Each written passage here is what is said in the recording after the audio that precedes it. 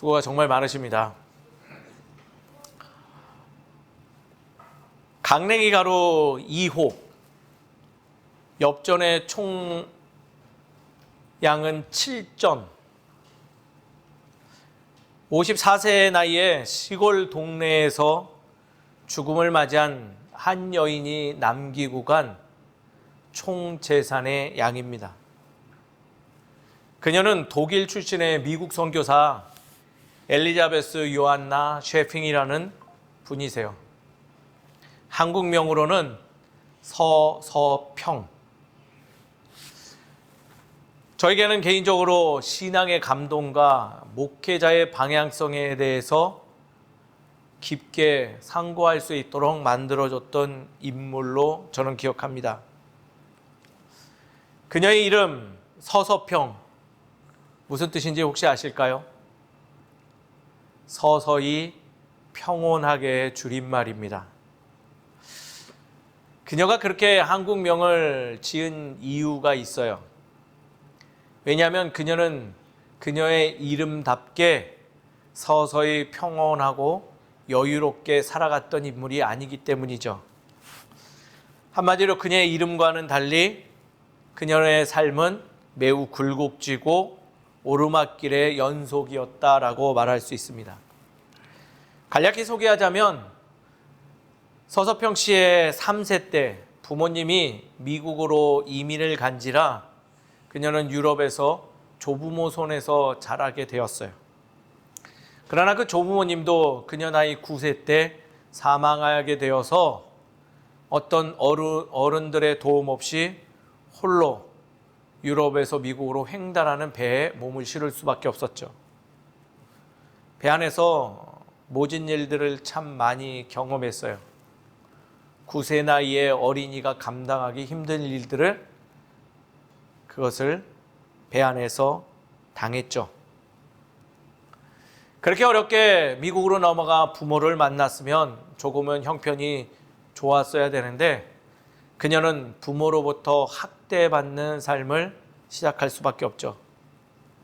특히 어머니의 종교인 캐톨릭을 따르지 않고 개신교를 받아들였다는 이유만으로 그녀는 일찍이 부모로부터 버림까지 당하는 삶을 가질 수밖에 없었습니다.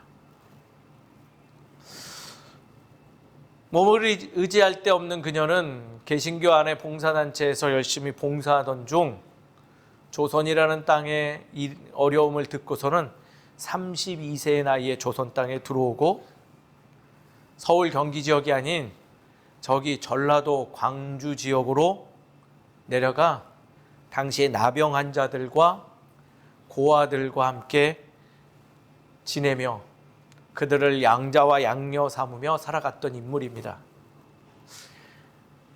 별로 그녀에게 남은 건 없었지만은 그녀는 그 남은 적음을 가지고도 그 아이들을 돌봤고 결국은 그녀 죽음 이후에 남겨진 것은 강냉이 가루 2호 그리고 엽전 총 7점만 남아있을 뿐이었습니다. 그녀의 삶을 알았던 주변의 많은 이들은 그녀야말로 진정한 광주의 어머니다라고 여기며 유례없이 국장을 지내자고 건의하고 그것도 되지 않아 광주 모든 시민들이 나와 그녀의 장례를 치러주는 놀라운 일이 벌어졌죠. 그녀의 죽음이 또 그녀가 남겨진 것이 참 크게 다가옵니다. 아무도 즐겨 먹지 않는 강냉이 가루 2호, 엽전 7전. 한 사람의 인생이라고 하기에는 너무나 척박하고 메마른 상황이었죠. 더욱이 그녀 나이 54세에 생을 마감했다는 그것으로 생각해 볼 때 참 건강하지도 못한 채 살아갔던 그녀의 삶이 크게 와닿았어요.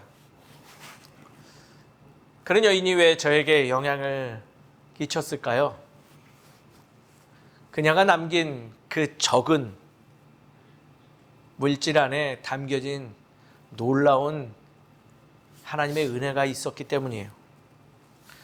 많은 이들은 강냉이 이홉과 엽전 7개만이 남았다고 주목하고 관심 가지며 안타까웠다라고 하지만은 왜 그런지 모르겠는데 저에게는 그때 당시 그녀의 이야기를 들을 때 그 적은 것에 남겨져 있는 하나님의 놀라운 은혜가 있음을 엿보게 되었다라는 거죠. 그 하나님의 은혜란 저에게 희망이었고, 저도 동일하게 많은 것을 소유하지 못하고 열심히 살았지만 남겨진 게 별거 없었던 저로 하여금 좌절된 두 다리를 일으켜 세울 수 있는 참 좋은 사례였다라고 기억되어지고, 그녀의 삶은 저에게 그녀가 남긴 얼마 없는 그 적은 것은 저를 일으키기에 충분한 참으로 귀한 하나님의 은혜였기 때문이죠. 우리는 성경 말씀을 참으로 많이 읽습니다. 신앙인이 된 뒤로 자이든 타이든 어찌됐든 말씀을 보죠. 그런데 우리는 말씀에 대한 진의를 자주 상고하지 못하는 이유로 늘 동일하게 이야기는 한 가지를 망각할 때가 있습니다. 그것은 바로 말씀 속에서 하나님께서 우리에게 이야기하기를 남겨진 것에 좌절하지 말고 남아있는 것을 주목하라라는 메시지인 것이죠. 오늘 예수님의 모습 속에서도 그 모습이 엿보임을 혹시 발견하셨는지요? 사랑하는 성도님 여러분, 오늘 예수님의 그리고 제자들과의 이 상황 속에서 그에게 남겨진 것으로 무슨 일을 감당하고 우리에게 어떠한 영향을 미치는지를 기억되어지는 귀한 말씀으로 여러분들에게 전해지기를 간절히 소망합니다. 우리 말씀을 한번 같이 살펴보시죠. 오늘 말씀은 너무나 유명한 예수님의 기도하는 모습입니다. 예루살렘에서 이제 마지막 사역, 즉 십자가의 죽음을 감당해야 되기 전의 상황인 것이죠. 이미 39절 앞에서는 예수님은 제자들에게 많은 것을 알려주셨어요. 내가 이제 잡혀가 순환을 받을 것이고 어떻게 된다? 목숨을 잃게 될 것이다. 또 찬찬히 살펴보니 오늘 누가복음의 저자 누가는 무엇도 이야기했는지 기록했냐면 베드로가 3번 부인할 것도 이야기해 주었고, 우리 중에 한 제자가, 사랑하는 그 제자가 나를 넘길 것이라는 이야기도 해 주었죠. 이런 얘기를 들었을 때 어땠을까요? 그래서인지 여러 가지 생각이 밀려오셨던지 예수님은 그 상황 속에서 습관에 따라 기도하러 가셨다라고 기록하고 있어요. 그리고 기도하러 가는 그 자리에 조금은 모자람이 있지만은 제자들도 충성심을 발휘하여 따라갔죠. 그 기도의 자리에서 예수님은 제자들에게 당부합니다. 왜? 이미 예수님은 잘 알고 계셨던 것 같아요. 제자들의 어설픔, 노력을 하고 열심을 다했지만은 아직 완전하게 자라지 못했던 그 제자들의 모습이 눈에 들어오셨겠죠. 그래서 이렇게 당부하시네요. 유혹에 빠지지 않게 기도하라라고. 그리고 참 재미있어요. 돌 던질 만큼. 한국말로 번역하면 그 제자들과 그리 멀리 떨어지지 않은 매우 가까운 곳으로 가서 기도하셨다라고 기록하고 있네요. 뭐예요?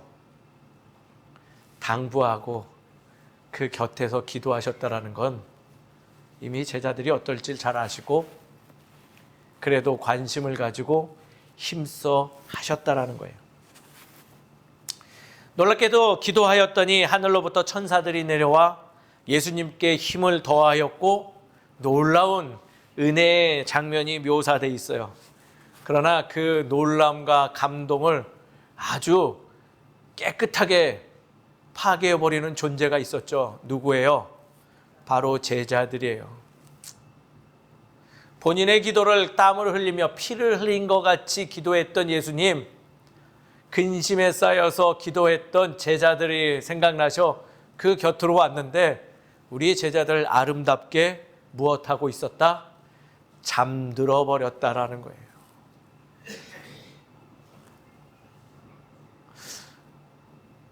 오늘의 본문 말씀을 가지고 많은 교회에서 이렇게 선포되어지는 걸 들었어요. 열심을 다해 기도해라. 깨어서 기도해라. 물론 그것도 맞는 이야기예요. 그러나 그렇게 소비되기에는 너무나 귀한 말씀이 담겨져 있는 말씀임을 기억하셨으면 좋겠어요.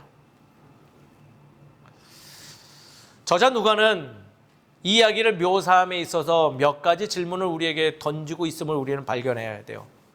첫 번째, 독자들로 하여금 예수님의 상황에 대해서 진지하게 고민해 보십니까? 라는 질문이 담겨 있다는 거예요. 예수님의 상황 어떤지 한번 생각해 보시죠. 지금 마음만 불편해서 기도하러 오신 건가요? 예수님은 지금 죽음을 앞둔 상황 속에서 절박한 마음으로 기도하러 오셨다라는 거예요. 지금은 죽음을 놓고 치열하게 기도할 때라는 것이죠. 예수님은 지금 끝장을 봐야 돼요. 내 안에 조금이라도 틈타는 어둠을 이겨내지 않으면 죽음이 죽음으로 되지 죽음이 부활로 될 수 있는 하나님의 놀라운 사명을 감당할 수 없는 상황을 지금 가지고 있어요. 그래서 제자들에게 모든 상황을 예고하시고 그럼에도 불구하고 무거운 마음을 가지고 그 자리에 임한 상황이었다라고 하죠. 기도하여 힘을 받았고 놀라운 것을 체험했지만은 기대와 소망과는 달리 돌아오는 길에 잠들어 버린 함께하는 이들의 모습을 봤을 때 그 절망의 마음을 혹시 공감하십니까? 라고 물어본다라는 거예요. 예수님에게 남아있는 건 무엇일까요, 지금?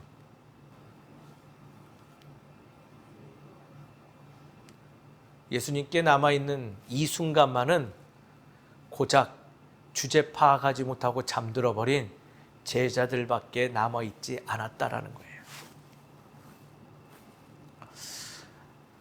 이 질문도 던지고 있어요. 둘째로 제자들의 상황은 어떤가라고. 예수님께 들은 순한 고지로 마음이 무겁고 불편한 이야기도 들었으니 그 마음이 편하지는 않았겠죠. 그러나 그게 죽음의 문제인가요? 예수님처럼 그냥 불편한 거예요.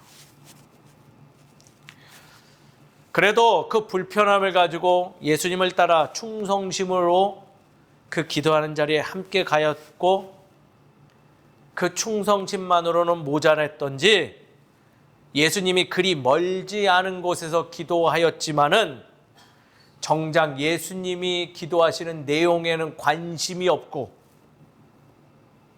자신의 목소리만 귀 기울인 채 그 목소리로 하여금 스스로 슬퍼져서 위급한 순간에도 자신의 상황만 살피고 자신의 아픔만 듣다 보니 그들은 뭐 할 수밖에 없었다? 잠들 수밖에 없었다라는 것을 묻고 있다라는 거예요. 오늘의 말씀을 요약하면 사실 이런 의미가 담겨져 있어요. 남은 것이 별로 없지만은 그 남은 것 별로 없는 것에서 하늘의 소망을 보시는 예수님. 잃은 것 그렇게 별로 없지만은 납당과 절망에 빠져 잠들어 버린 제자들의 모습을 살펴보라는 내용이 담겨 있다라는 거예요. 그리고 결론적으로 우리에게 무엇을 요구할까요? 제자들의 모습이 아닌 적게 남겨진 것에서 하늘의 소망을 발견할 수 있는 자세를 소유한 예수님을 닮을 것을 권면하고 있다는 거예요. 사랑하는 성도님 여러분, 오늘의 말씀을 통하여서 우리의 인생의 노곡길에서 열심을 다하고 수고하고 땀 흘리고 여러 노력을 다했지만 남은 것이 별로 없는 우리들, 남은 것이 별로 없어 좌로우로 흔들리며 쓰러질 수밖에 없는 우리들로 하여금 하나님께서는 누가를 통해서 말씀하시길 남겨진 것 안에 내가 있으니 일어나라 말씀하시고 계신다라는 거예요. 사랑하는 성도님, 이 하나님의 메시지에 귀 기울여 희망을 품으시는 우리 모두가 되길 주의 이름으로 축원드립니다.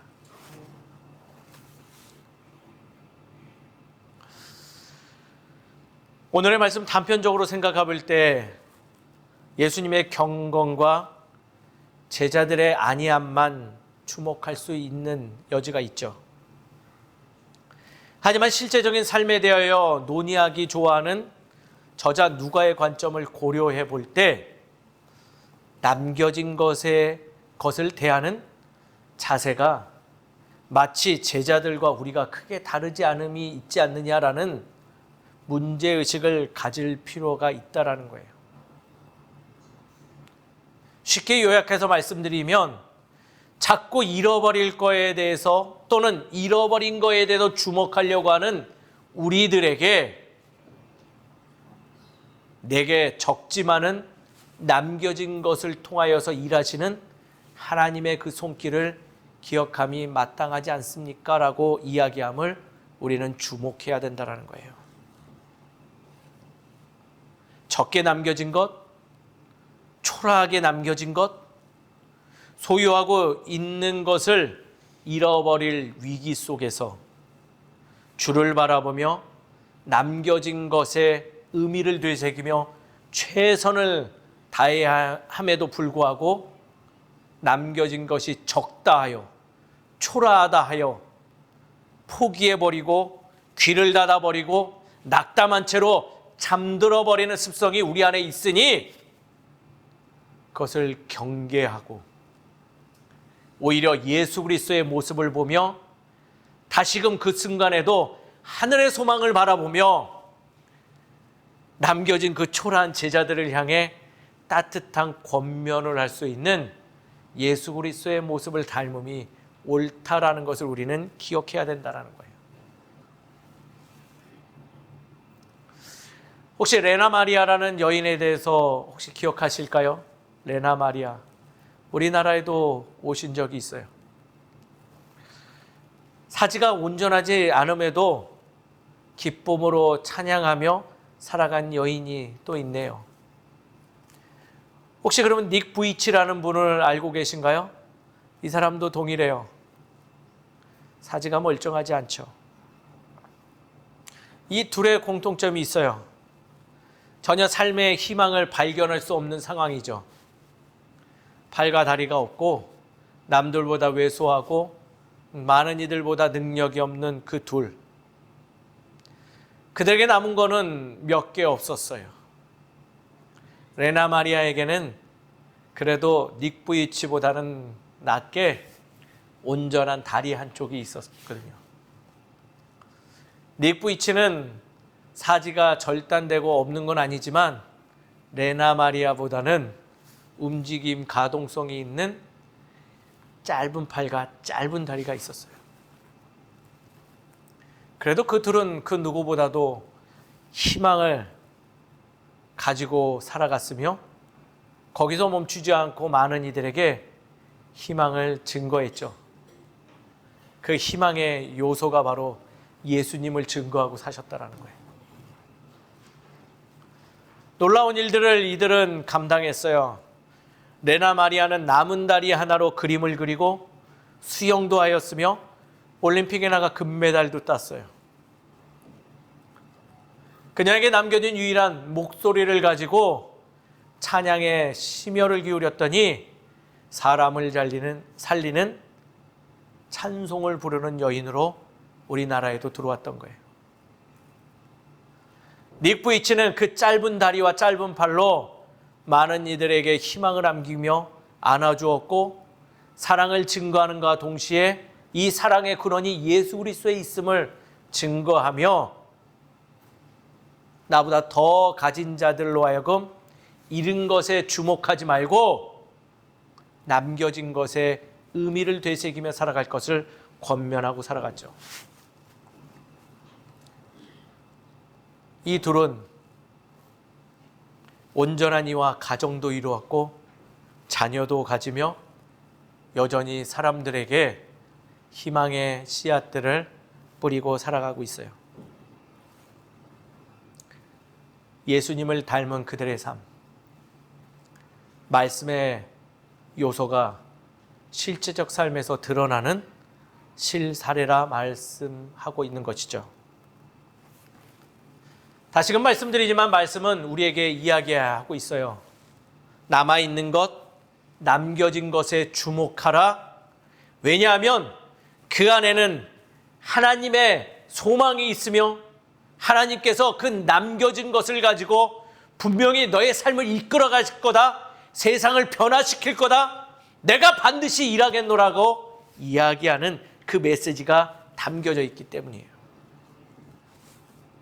무엇보다도 하나님은 다 가진 것이 아니라, 완전한 것이 아니라 내게 남겨진 그 조그만 것을 가지고 주의 일을 완성하심을 우리는 말씀을 통해서 기억해야 돼요. 말씀의 사례로 소개해 드릴까요? 모세는 어땠는가요? 왕의 신분으로, 왕은 아직 되지 못했지만 왕자의 신분으로 모든 것을 가졌던 그 인물 한 게 없어요. 나이 80세에 모든 것을 잃어버리고 광야에서 무너져 있는 그에게 하나님은 물어보시죠. 내 손에 무엇이 있느냐? 주여, 내 손에 지팡이 하나 있습니다. 모세에게 남겨진 것은 지팡이였어요. 그러나 그 지팡이를 가지고 왕의 신하들을 다 물리쳤고 이스라엘 백성들을 이끌었으며 홍해도 가르고 바위를 갈라서 물을 내기도 하고 하나님의 뜻을 전달하는 도구가 되었죠. 욥은 어떻습니까? 다 잃었잖아요. 가족도 잃고 재산도 잃고 그에게 남은 거라고는 넉마가 된 몸뚱아리 하나, 즉 생명밖에 없었던 그 생명의 소망을 품고 나아갔더니 욥은 살아있었더니 진리 되시는 하나님과 마주하는 사건을 마주하죠. 여인의 이야기를 해볼까요? 롯은 어땠습니까? 그녀는 이방인이었고 여인의 몸으로 과부가 되었고 먹을 것이 없어서 들판에서 추수하고 남은 이삭을 주어서 하루를 연명해야 되는 그녀에게 남은 것은 늙고 별 힘이 없었던 미리암이라는 자신의 시어머니밖에 남아있지 않았죠. 그러나 그녀는 그 시어머니를 버리지 않았어요. 귀하게 여기고 함께 나아갔더니 그는 다윗을 낳은 가문의 며느리로 들어가게 된다. 오늘의 말씀의 주인공인 예수님에게 남은 것은 별로 없었어요. 목숨까지도 잃어버리죠. 몸도 넉마가 되었죠. 그에게 남은 것은 오늘 잠들어버린 제자들밖에 없었다라는 거예요.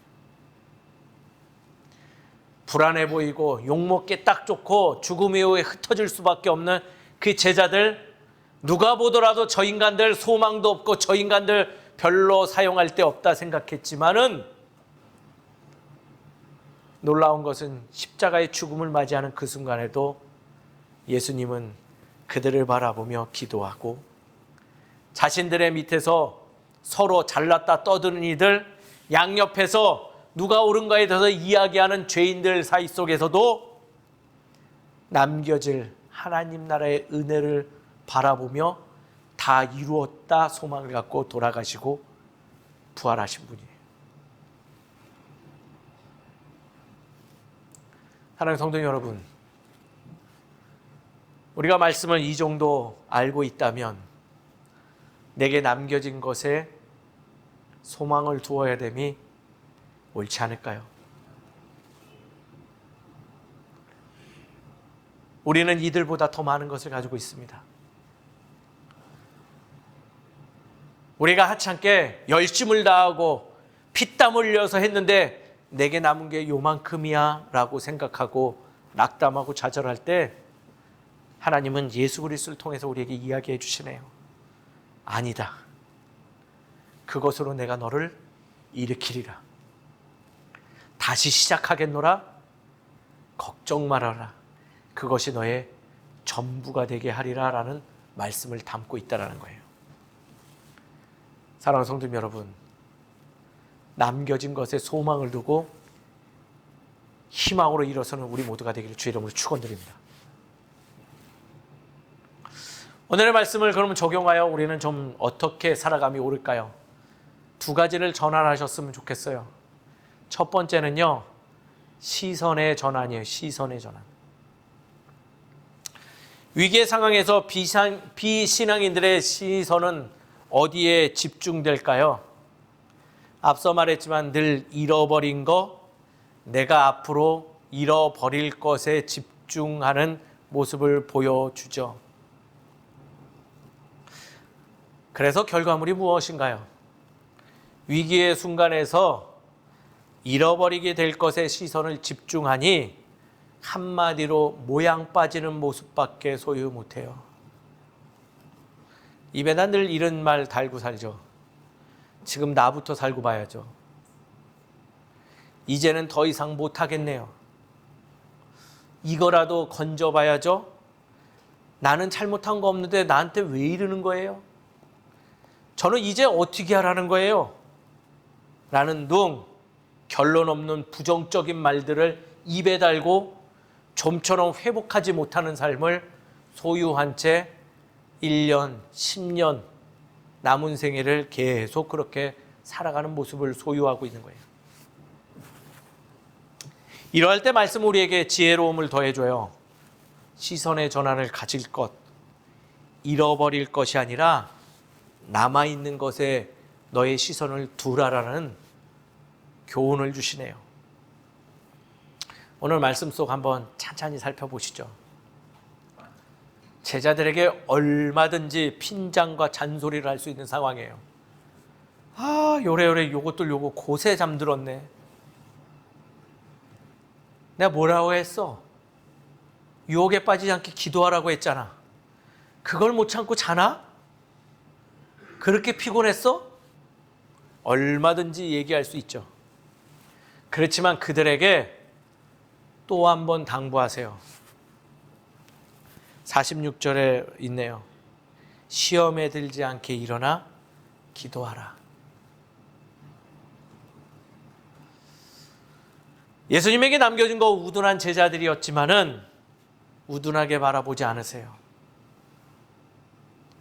그들에게 남아있는 하나님의 형상을 발견하고 다시금 얼마든지 핀잔과 부끄러운 말을 더할 수 있는 상황 속에서도 일으키는 이야기를 한다는 거예요.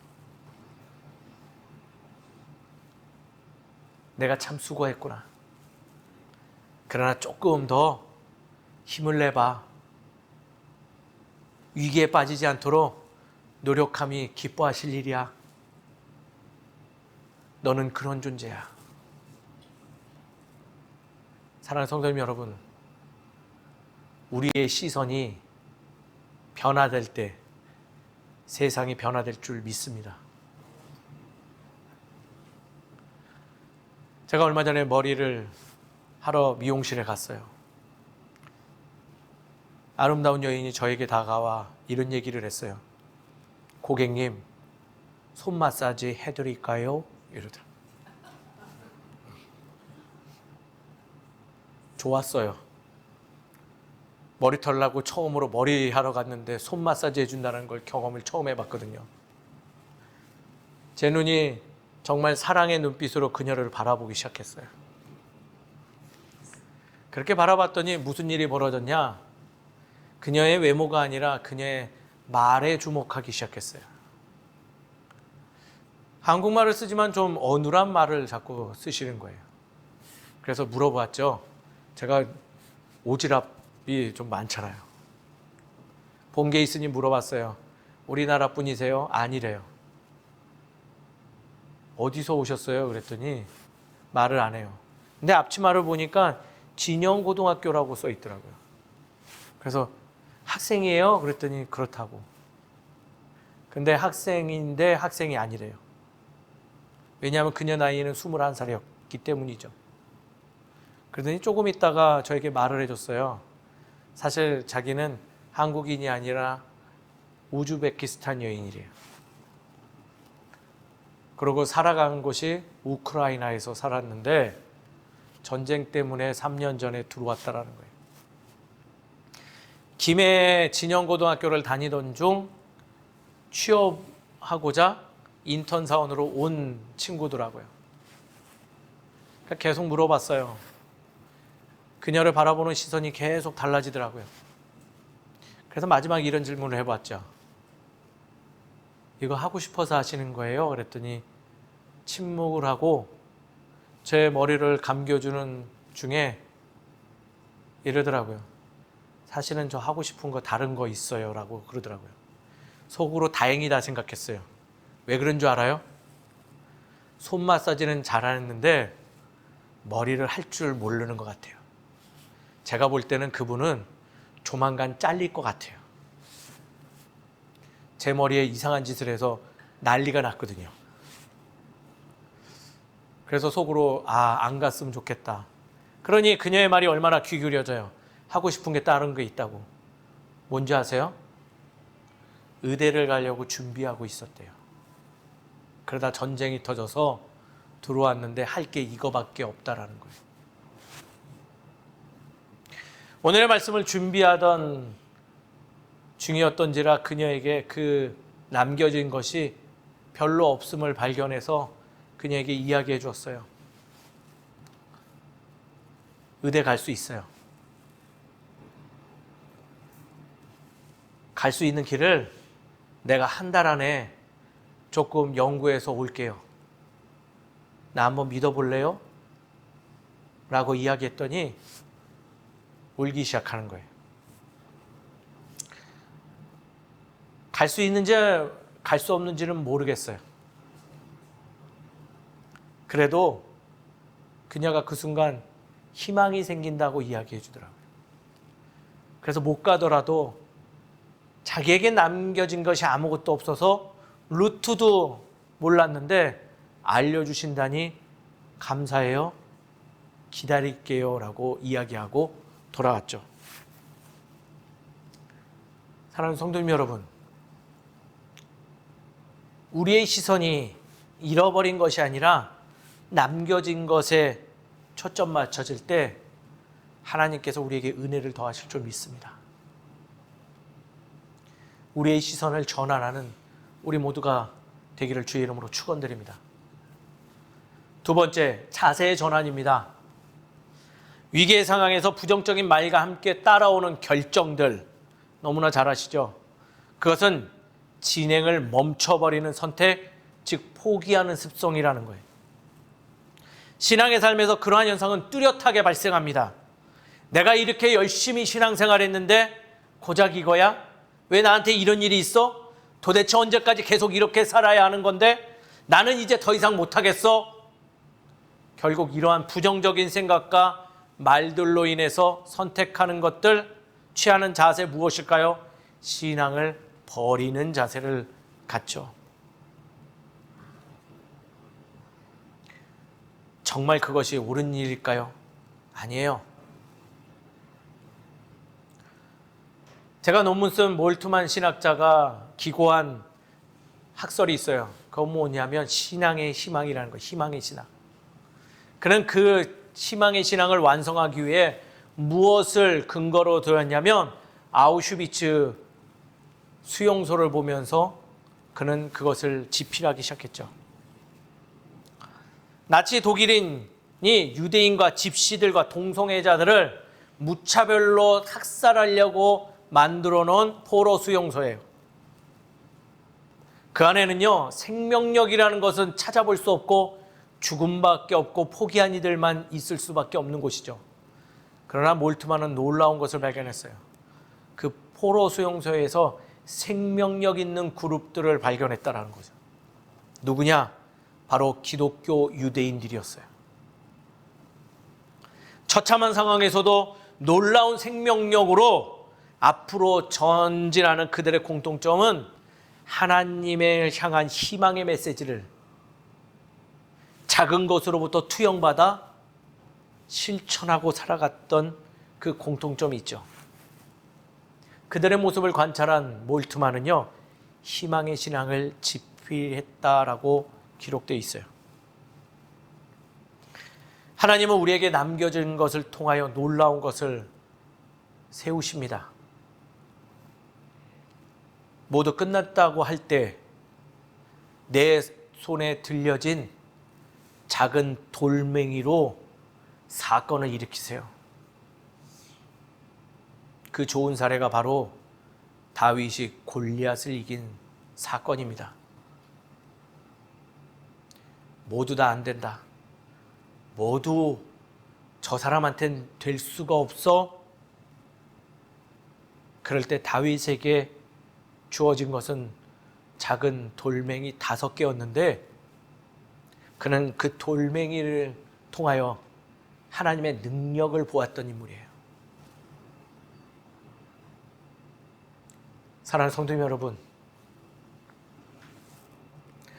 남겨진 것을 가지고 세상을 능히 이겨내는 삶을 소유한 여러분 되시기를 주의 이름으로 축원드립니다. 포기하지 마세요. 새해는 또다시 남겨진 걸로 시작되어질 것이고 그것을 통하여서 하나님은 놀라운 사건을 일으켜 주실 줄 믿습니다. 말씀을 정리하죠.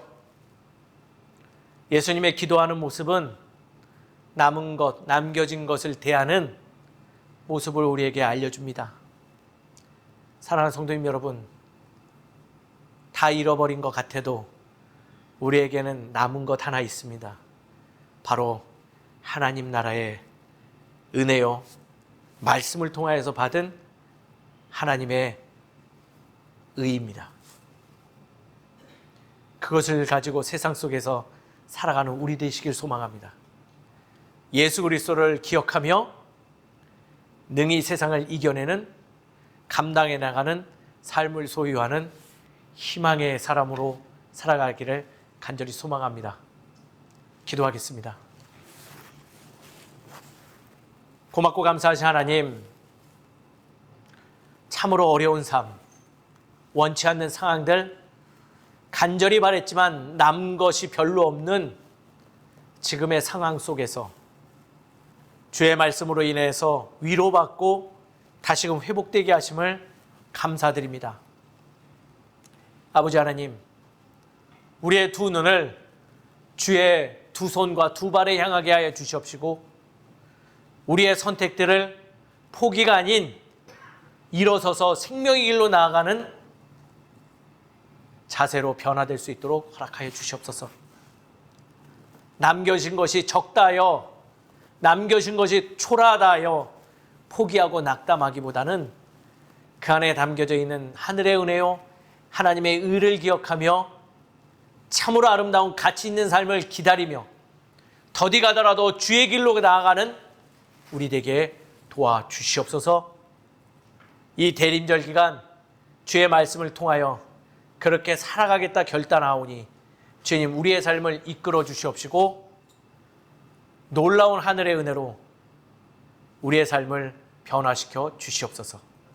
모든 것을 주께서 인도하시며 허락하실 줄 믿사옵고 사랑의 많으신 예수 그리스도의 이름으로 기도